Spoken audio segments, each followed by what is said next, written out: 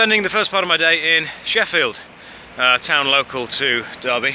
Now, I don't know much about Sheffield. Apparently there's going to be some charity shops around that I can look into, but I think it was an industry town many years ago, and the first cool thing I've seen is that massive brickwork made mural. That's not painted, that's different coloured bricks doing everything on that face. How cool is that? So I'm going to film around what I find, hopefully find some cool charity shop stuff. It's really cold in Sheffield. This would be my first of many artistic endeavours outside of the vlog.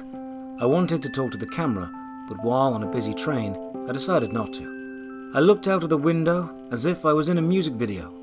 Glancing around, I wondered if anyone knew what I was doing. They probably didn't. I imagined it was raining and felt sad.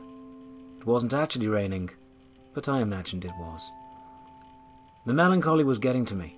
The emotion was building up, and I was quite thirsty. Monster, if you want to have your people talk to my people, I'm totally open for a sponsorship deal.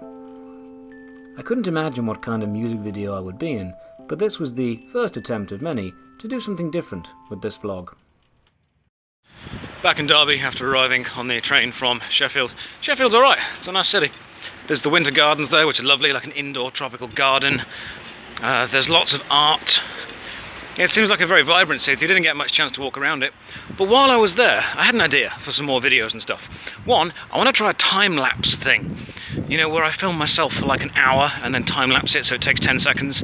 So you guys can literally follow around my entire day of where I've gone. It's gone very dark all of a sudden.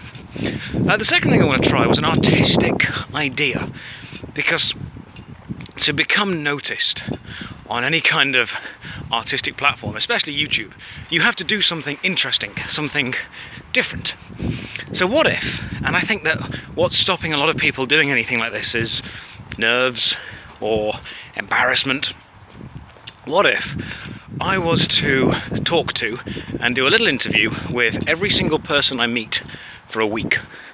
Like, if I, catch someone's eye, if I literally just bump into someone by mistake, I turn around and I say, hey, can I borrow you for a moment? Just one moment. I'm in the middle of this artistic project I'm going to put on the internet to literally talk to every single person I see or meet. Could you tell me a bit about yourself? Just to see what would happen. Most people will probably say, no, get away from me, you weirdo. But one or two might be quite interesting. And I think that it would be great for me to make a video called I Interview Everyone I Meet for a Week. It's just an idea. But it's an idea that I really want to go forward with. So two things when I get in: work on time-lapse and discover a way of making something actually interesting and break out from the crowd of thousands. Anyway, hope you're all well, and I will film later when it's not as cold. Side note, I went to the McDonald's in Sheffield to try and buy some of the Pokemon toys, and apparently they were completely sold out of the toys from this week. Today is the day they should have had the new ones, and the promotion has proved so popular that they have completely sold out. So what I've got to do is go to the McDonald's in Derby, one of the two, and check to see if they've got them, because I absolutely point blank refuse to not have these Pokemon toys. I cannot be allowed to be an adult and not buy the things I want to buy. So Pokemon toys it is. Plus, it's an excuse to buy a Happy Meal, which, is always a good thing. Peter also mentioned he might have a piece of equipment for me that could hold my phone out in front while I walk around and vlog. Probably like a selfie stick kind of thing. The only issue with that is I'll be worried about someone grabbing the phone and running off. I mean, at the minute, at least now I'm holding it. I think a piece of equipment to hold the phone further out, get a longer shot, would be a good idea, but then I'd also need a microphone. So the minute I'm using the phone's microphone. I definitely need to upgrade my setup for vlogging, but right now I don't think I'm famous enough or anywhere near viewed enough to justify buying better equipment. I think right now what I've got does me fine. We were in luck. The Derby McDonald's have all 4 of the week 2 Pokemon toys, so I've picked those up immediately. They're in my bag right now on the way home. These things are like gold dust. You cannot find them for love nor money. They told me they had 12 boxes of the Pokemon toys in, and today they were down to their last box, and they got all 12 boxes in yesterday. So it's a good thing that I picked them up today. Add to my collection. I'll open them up when I get home on video. I feel like a very lucky guy. Here's an interesting theory on content, and feel free to correct me if I'm wrong.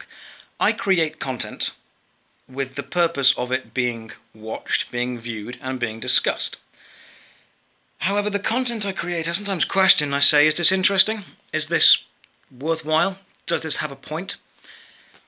And I was reading a lot of celebrity stuff, not because I enjoy the celebrity culture, but because if I'm trying to create content, I may as well look at where the largest content is, and it's mainly in magazines and celebrity stuff online.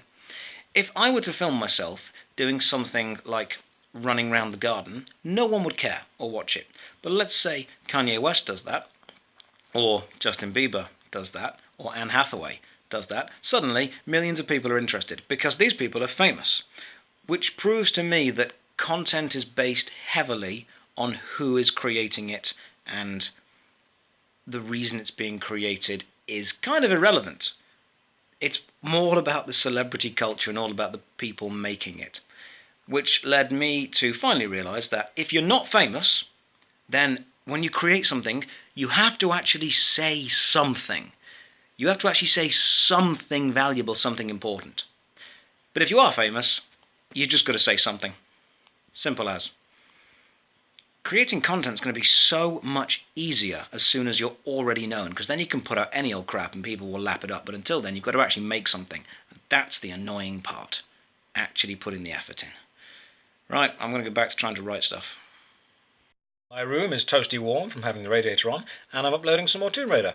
Popped to the shop, got some burgers, going to cook those now. I'm thinking, how difficult would it be to vlog literally an entire day, 24 hours worth of almost non-stop recorded footage, and then simply time-lapse and speed up the bits when nothing happens? A whole day, 24 hours, with a camera in my face. I've got to find a way to do that. Either have someone literally follow me around the whole day, or just hold it out all the time.